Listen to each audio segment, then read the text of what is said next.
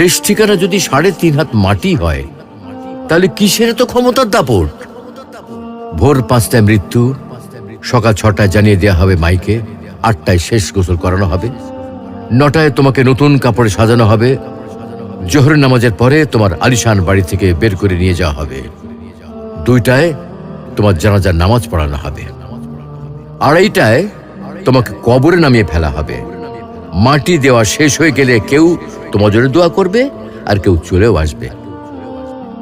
এই তো জীবনের শেষ আয়োজন।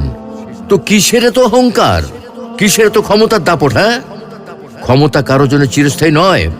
অন্যায়ভাবে কাউকে ঠকালে একদিন ঠিক নিজেকেও ঠকতে হবে, এটাই নিয়ম। হ্যাঁ, এটাই নিয়ম। ভোরের সূর্যোদয়ের আলোতে যে পৃথিবী আলোকিত হয়, সন্ধ্যার সূর্যাস্তে তা আবার হারিয়ে যেত দেখি।